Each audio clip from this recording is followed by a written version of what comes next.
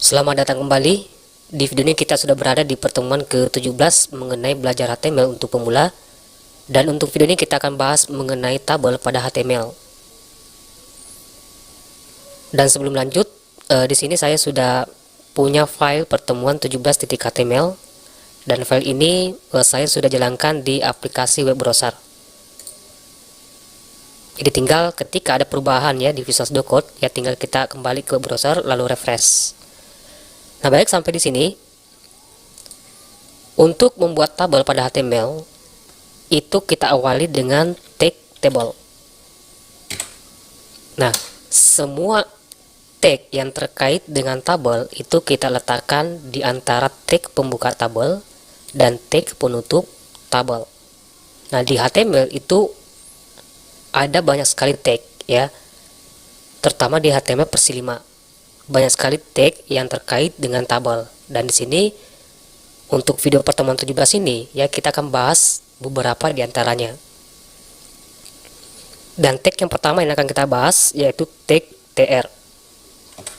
Ya, jadi tag tr merupakan singkatan dari tabel raw atau tag yang digunakan untuk membuat baris ya pada tabel di HTML. Nah, di dalam tag tr ya umumnya ada dua tag yang bisa kita letakkan di sini. Ya, pertama ada tag yang namanya th. Ia merupakan singkatan dari tabel header ya yang digunakan untuk membuat judul kolom pada tabel. Nah, misalnya di sini saya isikan untuk judul kolomnya ya, ini kolom pertama. Nah, jika ingin membuat judul kolom kedua, ya, ini tinggal saya enter di sini, lalu buka tag th kembali. Ini kolom kedua.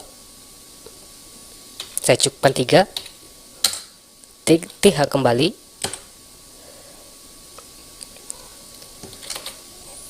Ini kolom ketiga. Ya, jadi ada 3 kolom di sini ya. Nah, sampai di sini jangan lupa di save, kembali ke browser, kita lihat hasilnya, refresh. Nah, ini kolom 1, ini kolom 2, dan ini kolom ketiga. Nah, akan tetapi pada tabel itu biasanya ada garis ya atau border yang membentuk sebuah tabel. Nah, di HTML untuk memberikan border ya, tepatnya di tag table ya. Di sini kita bisa menambahkan atribut untuk pemberian border. Nama atributnya adalah border.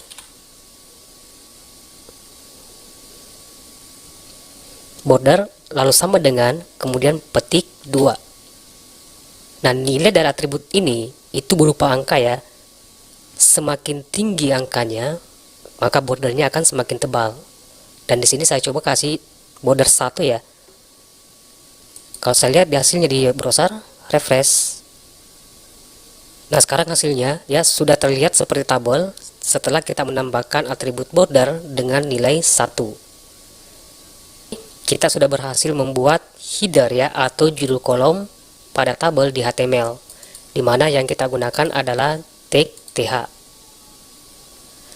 Tag selanjutnya yang akan kita bahas setelah tag th ya. Di sini kita buka tag baru atau baris baru. Di dalam tag ini ya ada satu tag lagi namanya tag td yang merupakan singkatan dari tabel data yang digunakan untuk membuat kolom ya pada tabel di HTML. Jadi tag td ini kita gunakan untuk menyimpan informasi yang ada di dalam tabel di HTML. Nah, misalnya di sini informasi yang akan saya tampilkan di tabel ini baris 2 ya, kolom 1 ya, saya cukupkan 3. Tag td lagi, ini baris 2 kolom 2.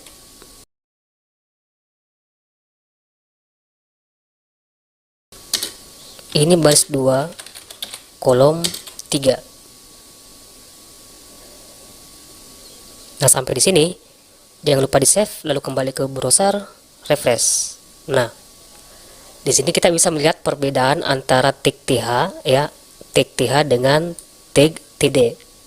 Tag th digunakan untuk membuat judul kolom pada tabel, sementara tag td yaitu digunakan untuk menyimpan informasi di dalam tabel tersebut.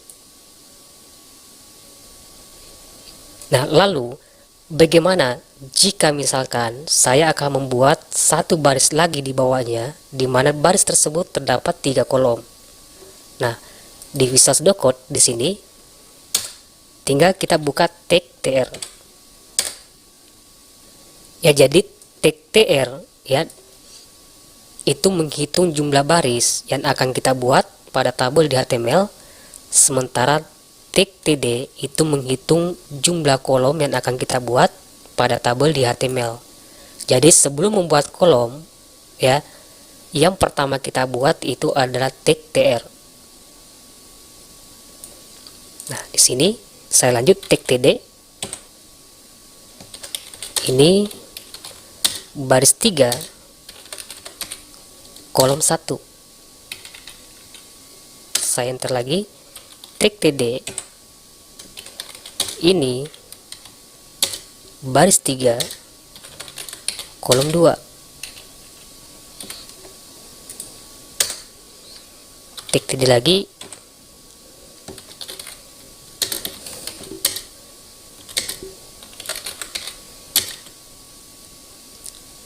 Ya, sampai di sini saya lihat hasilnya di web browser, refresh. Nah, ya, jadi ini tr pertama, di dalamnya terdapat 3 tag th, lalu ini tr yang kedua yang terdapat 3 td atau 3 kolom, dan ini tr yang ketiga yang juga terdapat 3 kolom. Nah, ini akan saya cukupkan 4 baris 3 kolom. Saya enter satu kali di sini, saya buka tag tr, lalu tag td.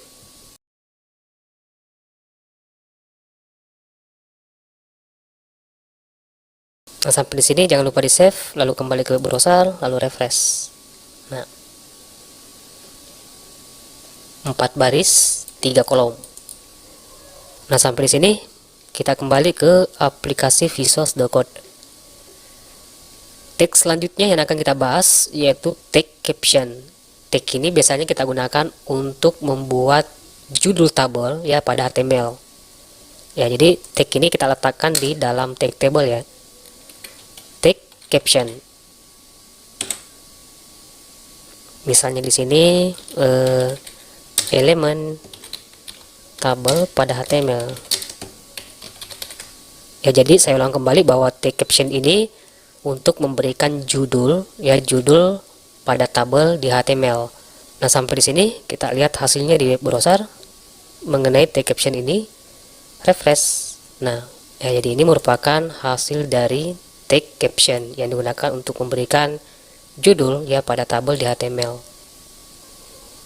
Nah, selanjutnya, ya, kita akan bahas mengenai atribut pada tabel.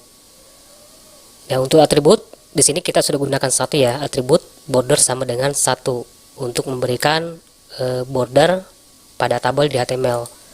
Nah, atribut selanjutnya itu ada atribut yang namanya cell spacing. Ya, cell spacing sama dengan kemudian nilai dari atribut ini merupakan angka, ya.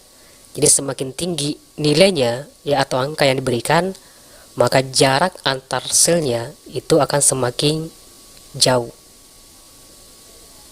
Misalnya di sini, kalau saya isikan 10, ya, lalu saya lihat hasilnya di web browser, nah, maka jarak antar selnya itu akan berjauhan. Kalau saya isikan di sini 1, lalu saya lihat hasilnya, nah, ya, jadi itu atribut yang kedua mengenai tabel pada HTML. Atribut ketiga ada atribut cell padding. Jadi cell padding ini ya digunakan untuk memberikan jarak teks ya yang ada di dalam sel pada tabel di HTML. Nah, nilainya ini juga merupakan angka ya. Jika misalkan di sini saya isikan 10 ya, lalu saya kembali di browser, saya lihat hasilnya, refresh. Nah, ya jadi cell spacing itu untuk memberikan jarak antar sel, sedangkan cell padding itu untuk memberikan jarak teks yang ada di dalam sel. Nah, atribut selanjutnya ada atribut di sini namanya legend. Kalau saya isikan di sini center, lalu kembali ke web browser, refresh. Nah, maka tabel ini otomatis akan dibawa ke tengah ya, ke tengah pada web browser. Jadi fungsi dari tag legend ini ya untuk mengatur posisi tabel pada HTML. Nah, akan tetapi perlu dipertimbangkan kembali ya ketika ingin menggunakan salah satu dari atribut ini. Ya, kenapa? Karena ya semua atribut ini yang kita gunakan ini itu sudah tidak didukung lagi di versi HTML5. Ya, jadi untuk mendapatkan efek yang sama dengan atribut ini, maka kita diharuskan menggunakan properti dari CSS. Ya, jadi tabel ini ya akan kita bahas kembali ketika kita sudah berada di playlist yang baru yang namanya belajar CSS untuk pemula. Baik, saya rasa cukup. Semoga bermanfaat dan sampai jumpa di video berikutnya.